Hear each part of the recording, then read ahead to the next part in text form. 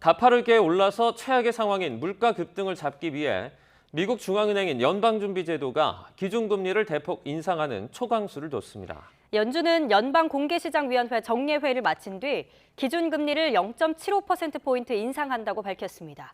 워싱턴 연결해서 자세히 알아보겠습니다. 강태욱 특파원. 네, 워싱턴입니다. 네, 우려했던 대로 연준이 파격적인 인상을 단행했죠. 네, 그렇습니다. 연준이 정례 회의를 마친 뒤 기준금리를 3단계인 0.75%포인트 인상했습니다.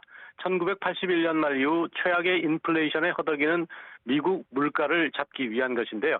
이에 따라 미국 기준금리는 현행 0.75에서 1% 수준에서 1.5에서 1.75% 수준으로 크게 올랐습니다. 연준이 0.75%포인트 금리 인상이라는 이른바 자이언트 스텝을 밟은 것은 지난 1994년 이후 28년 만에 처음입니다. 앞서 연준은 지난 3월 코로나19 대유행 이후 고공행진하는 물가를 잡기 위해 3년 만에 처음으로 금리를 0.25%포인트 올리며 제로금리 시대에 마침표를 찍었습니다. 이어 잡히지 않는 물가 탓에 지난달에는 22년 만에 최대폭인 2단계인 0.5%포인트 금리 인상을 단행했습니다. 네, 금리 인상, 이게 끝은 아니죠? 네, 그렇습니다. 연준은 올해 연말 기준금리를 3.4%로 전망했습니다. 오늘 올린 것을 고려하면 기준금리 상단이 1.75%인데요. 앞으로 연말까지 2배 수준을 더 올리겠다는 의지로 볼 수 있습니다.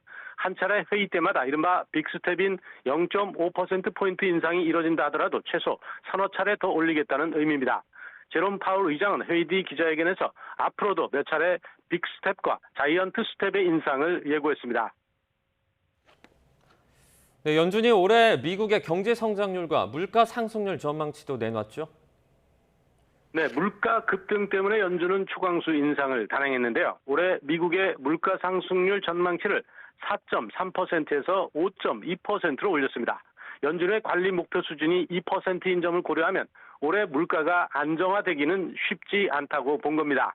상반기 미국의 물가 상승률은 지난달 8.6%에 이르는 등 8%를 넘는 고공행진을 이어오고 있습니다. 연준은 이와 함께 올해 경제 성장률 전망치를 2.8%에서 1.7%로 낮췄는데요. 본격적인 경기 침체 국면에 들어가는 것 아니냐는 우려가 나오고 있습니다. 지금까지 워싱턴에서 YTN 강태욱입니다.